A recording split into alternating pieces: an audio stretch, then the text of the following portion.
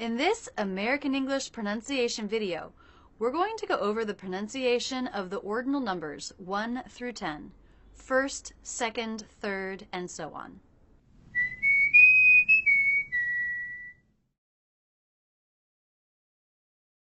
I've made a series of videos on how to pronounce cardinal numbers 1, 2, 3.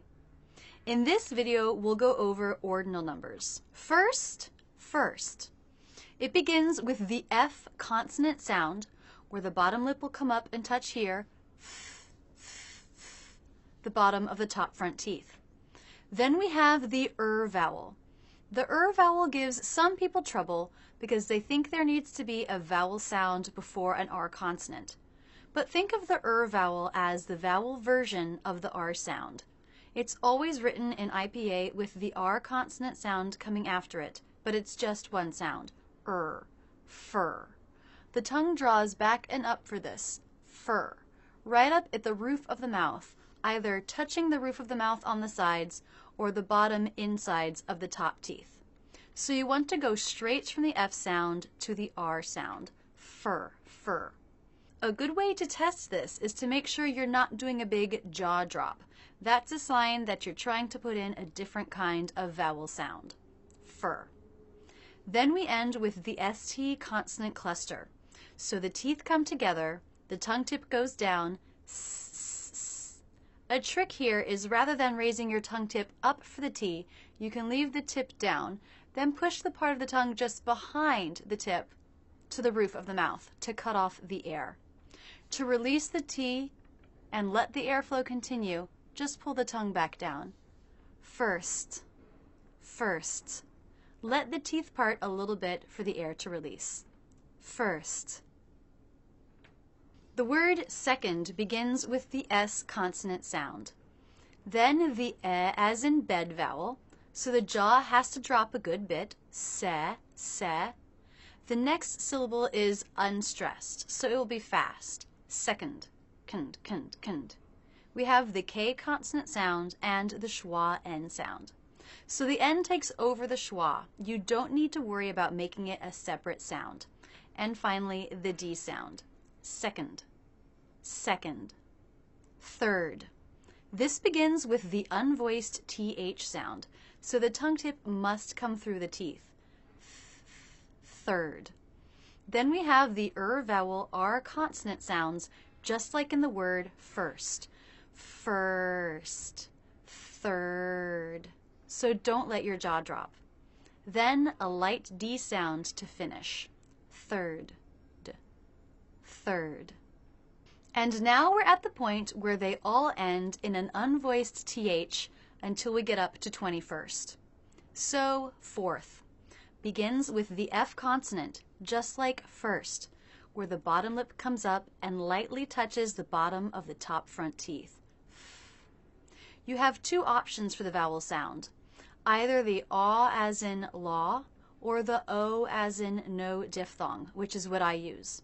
At any rate, unlike first, where we have the vowel then R sound, here we do need some jaw drop to make the shape of either the aw as in law vowel or the o as in no sounds before the tongue pulls back and up for the R consonant sound. Fourth. And then we finish with the unvoiced TH, where the front part of the tongue comes just out of the teeth, not too far, and air lightly passes through. Fourth. Fifth. We've got a lot of unvoiced consonants in this one. We again start with the F consonant. Then the I as in sit vowel, where we have a little bit of jaw drop. Fi. And the tongue tip stays down while the front part of the tongue stretches up and forward towards the front part of the roof of the mouth. Fi. Then we have the F and unvoiced TH sounds. Fifth. This can be a little tricky. First, you need to bring the bottom lip up to the top teeth. Then, while you continue to let air out, you drop the lip and let the tip of the tongue through the teeth. Fifth. You might sometimes hear a native speaker simplify this by dropping the F before the TH. fifth, fifth. Sixth, again a lot of unvoiced consonants. We start with the S sound, tongue tip down, teeth together. S. Then the I as in sit vowel with a little jaw drop. Si. Now we have the K, S, and TH sounds together. They're all unvoiced, so we're just passing air through, no engagement of the vocal cords. The K. Tongue tip stays where it was for the I, lightly touching behind the bottom front teeth. The back part of the tongue reaches up and touches the soft palate here, the back part of the roof of the mouth, and pulls away. As it pulls away, the teeth come together. Again, the tongue tip stays where it is for the S. Then the tongue tip simply moves up a bit so that it can come just through the teeth. Ks, ks, ks. Just practice that on its own and don't rush it. Ks, ks. Sixth, sixth. Seventh, just like second, stress is on the first syllable. So the second will be shorter, flatter, and lower in pitch. Seventh. We begin with the S consonant sound and E vowel, just like second, so make sure you're dropping your jaw enough for that E vowel.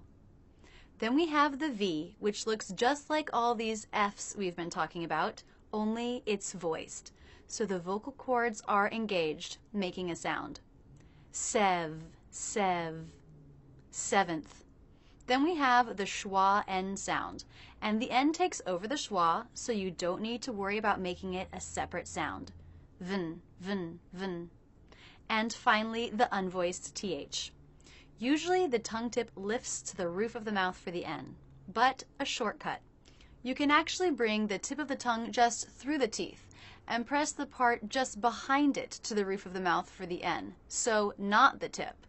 That way your tongue doesn't really need to change positions between these two sounds. Seventh, seventh. Eighth. This one's pretty simple. The A diphthong and the unvoiced TH. Eighth. The biggest mistake my students make with the A diphthong is that they don't drop their jaw enough for the first sound. And of course, the unvoiced TH where the tongue tip comes through the teeth. Eighth. Eighth. Ninth. This begins with the N consonant sound.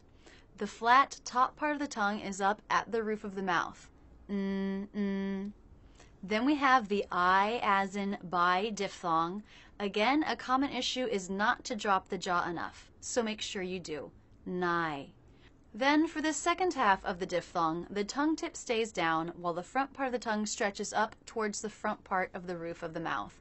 Nigh, nigh.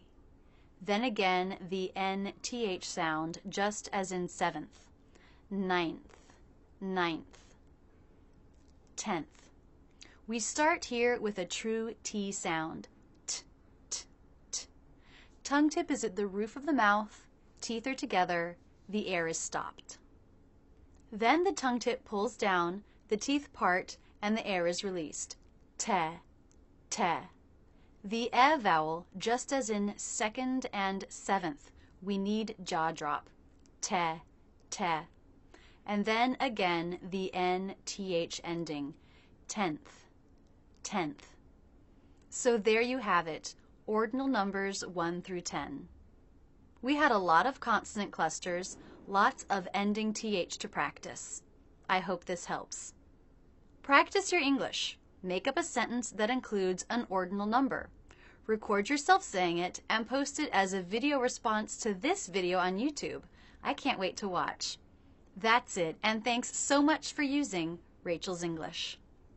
Don't stop there. Keep going with my American English in Real Life playlist, my Reduction and Linking playlist, or any of the playlists on my channel. And don't forget to visit rachelsenglish.com where there's lots more to work with.